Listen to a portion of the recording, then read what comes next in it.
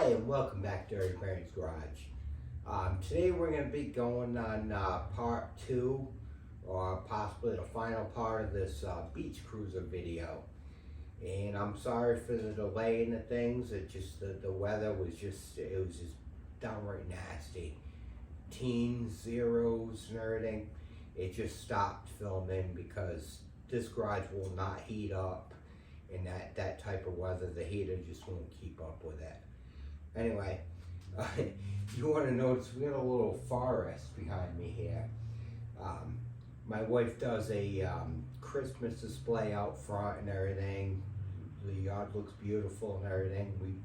We pulled everything in here to get everything, you know, to get it out of the way and whatnot. And yeah, it's just a mess right now. But anyway, what we're gonna be doing here. We're going to start get going on this bike again. We're going to start getting this chrome all taken care of.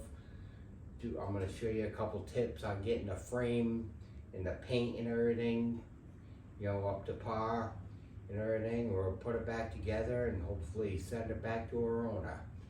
So just stay tuned here. And up next, we're going to start on this chrome. I was showing you the rusty chrome and the vinegar and whatnot, and we'll get going from there with it.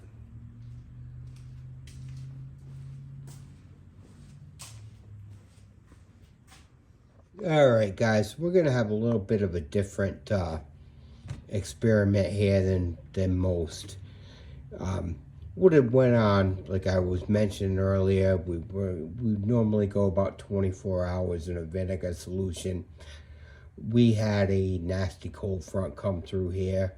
It's been in the teens and the 20s for probably, well, a little over a week now. This stuff actually sat out in the garage and froze. So it's going to come out a little different than usual, but it's all the same results. Anyway, this is that vinegar solution that I put in here on the last clip. And yeah, here's your top thing. I mean, it looks disgusting. I realize that. Here's that bottom bearing cup. It looks worse than it already did. But what we have to do is we got to neutralize this. And how you do that,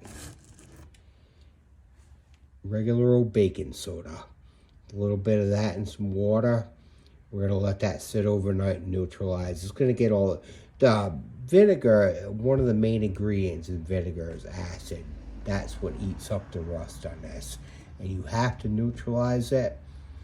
Otherwise, you could actually, it'll clean right up. But the elements will make it rust even faster. So we're going to go ahead and do that. So here's this, here's that chain. I mean, like I said, it looks worse than it did before, but we'll see some results later on. Go ahead, throw it right in there. That rusty sprocket, yeah, it still looks nice and rusty, but I want to show you something. Look at that. Look at that rust is just coming right off of that. That vinegar is taking care of that. But we'll show you the end results after. And put that in there. That lower bearing cup, I mean, it looks disgusting now, but once we, here's that other fork thing. But, I mean, that, even that water looks gross now, but that, that baking soda is doing its job, all right? And then next thing you know, we're going to go ahead and take this stuff and clean it out, and I'll show you what a good job vinegar really does on these parts. So stay tuned. All right, so let's do a little follow-up here. This is the bucket of doom here that I showed before. This is the one with the baking soda and everything. We had to neutralize the stuff from the acid and everything for the vinegar. So now it's time to take these parts out and clean them up. So let's go ahead and take the sprocket out of here. You notice we've still got a little bit of rust on here. Not a big deal, but go ahead and set that there.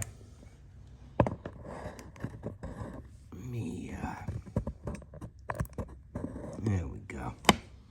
So first off, we're just gonna wipe this thing down.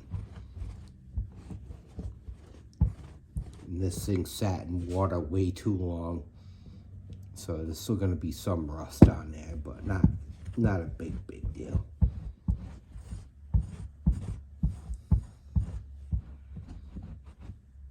Anyway, all right. That's what we got right now. Looks far better than what was there before, but we can get this a lot cleaner than this. Now, what we have here, it's called, this is a Brillo pad, SOS pad. This is all the different names for it. You buy these things in boxes of 10 at the Dollar Tree for about $1, maybe $1.25, whatever. This is fine steel wool. It's got a little soap coating to it, and it's meant for cleaning rust like this. Right here, this is one that's already previously been used, and I'll show you exactly what we did with it. Here's the cranks off of this bike. Yeah, as you can see, they come out beautiful. I got a little bit of pitting on this side. I'm not going to worry about that. It's not enough for me to really worry about. But we're going to go ahead and tackle this side here, the sprocket, with a SOS pad and see what goes on with it. Set that right there. All you got to do is just go ahead and scrub it. Just a little bit, and it's going to take any excess rust off of this thing that was ever there to begin with. One nice thing about these things is that it actually, it will leave a coating on there that will, if you didn't bother to clean it up afterwards, it will actually leave a coating that will actually stay and would help prevent rust for quite a while. Now, I always go ahead and get this stuff with, I'll put some compound on there, you know, regardless, but this stuff here does wonderful. Like I said, it's a nice fine steel wool, so it's not going to actually scratch the chrome. It's just going to go ahead and get the rust off of it and get it nice and shiny again. Alright, so here's that. Go ahead and wipe it down with a rag real quick.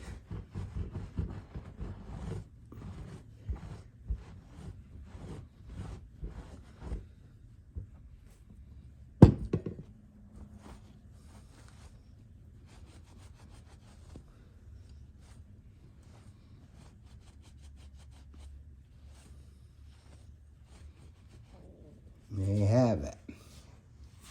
We have a nice chrome sprocket again. You know, it's not the best chrome on earth, and it wasn't to begin with, so we're not going to worry about that. But I can get a lot of this stuff off when I do the regular compound on there. We'll have this thing shining for you. So that's pretty much all there is to the whole rust removal deal there. I'm going to go ahead and do some of the other parts, and then we'll get back from there with it. All right, so let's go ahead and get these bearings straightened out. As you can see, I got them all cleaned up, everything.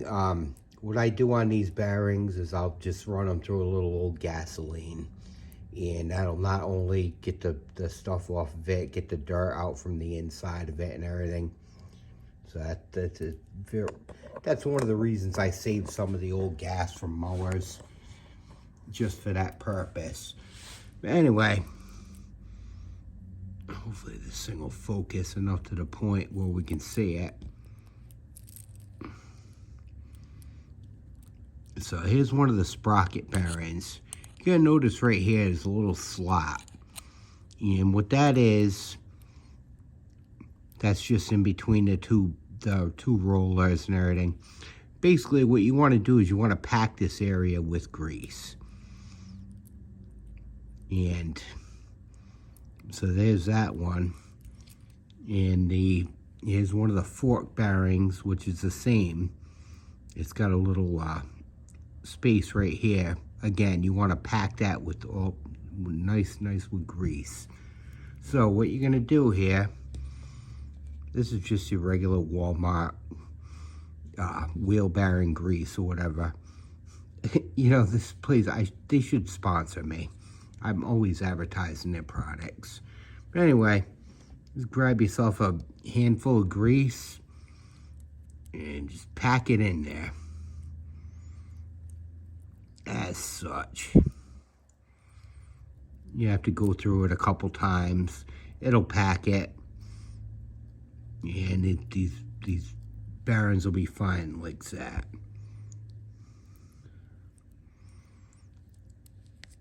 So once those little cavities are filled up with grease, there's a couple different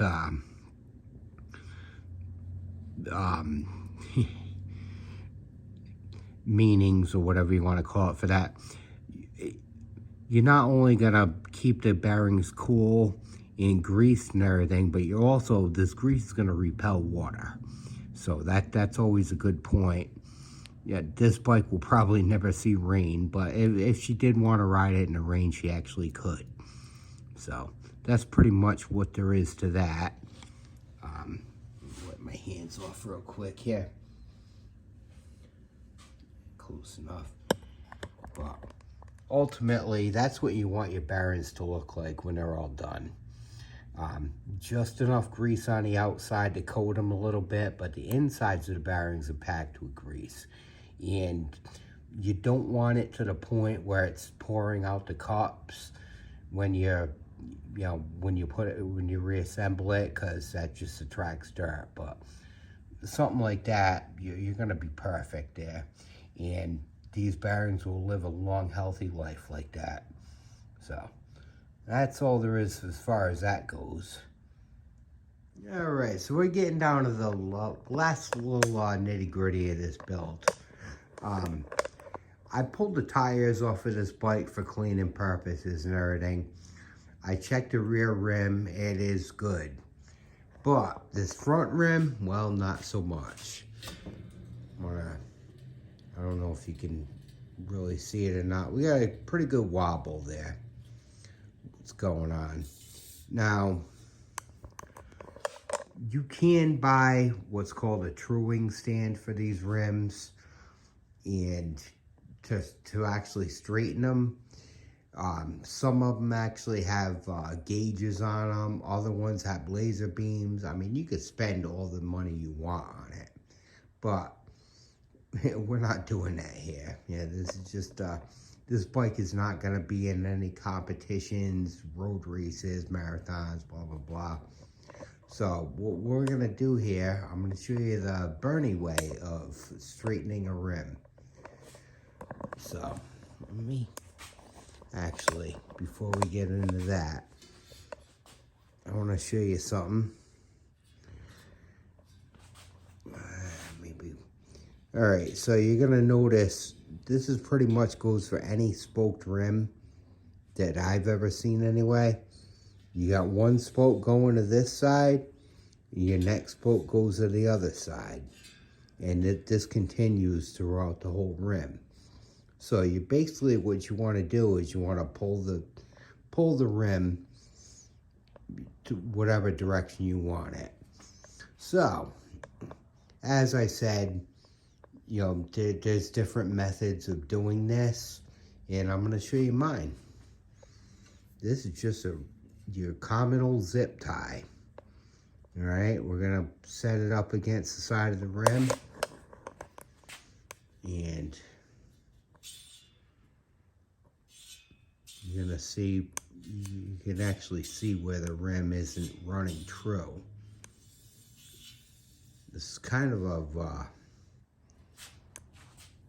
It's a little bit of a process going on here, but I'm gonna set you over here. Maybe, just maybe, we can get this all straightened out. So, alright, so.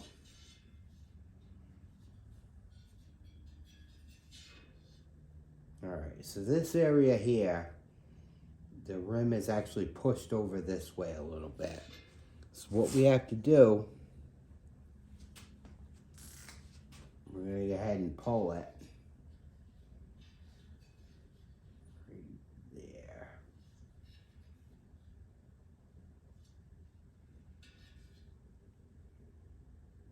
Go ahead and mark it. This is just a regular dry erase marker. So we got an idea of what's going on here. Now, this is actual spoke wrench for our bicycle rims. This is an Amazon special. It's got multiple sizes and whatnot.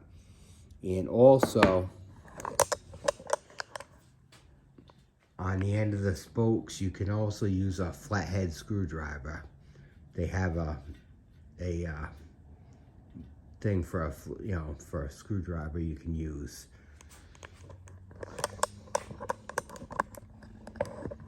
So anyway, let's go ahead and, all right, so that area, that's sticking out just a little bit. So what we're gonna do, we're gonna take these two that are going that way, we're gonna go ahead and loosen them up just a tad.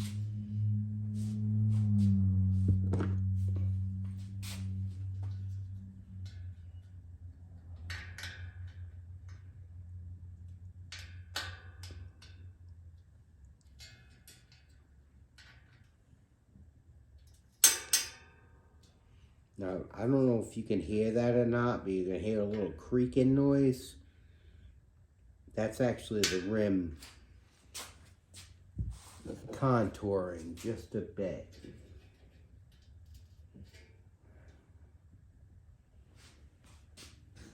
Alright, so we're going to do that. And then we're going to tighten this side just a tad.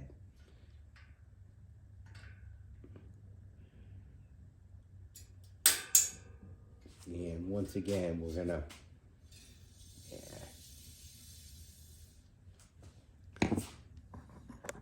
but this is a very long drawn out process here.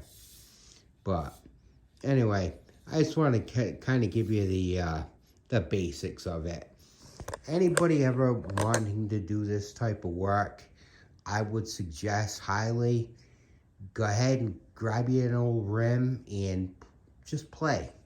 Okay, you don't need the big dollar machinery or anything to do a rim like this. It's just a matter of pulling it and everything. And again, like I said, you don't crank the snot out of the spokes. Okay, loosen the areas where you have to pull it. Tighten the areas where, the direction you want to pull it. And give me a few minutes. I'm going to play with this thing and I will be back with you and I'm going to show you we can get this rim actually looking pretty good. So I'll be right back. All right, guys, so we're a lot closer than we were. We still got a very, very small bit to go on this. The whole problem is I'm out of kerosene. The heater just ran dry a little while ago. The garage is cooled down quick. I have to go to work in the morning anyway. I go to work at 4 o'clock in the morning, so it's not really, it's going to be an early night. Anyway, I guess we're going to make this one a 3-part video because we're still way behind here. But anyway, I'll catch up in the next couple days. We're going to finish this rim off. I'm going to show you a couple things, how to clean the paint up. And we got to get this bike back to her so she can actually go out and enjoy it. So I thank you for watching, and like, comment, subscribe, and all that nonsense, and we will see you soon.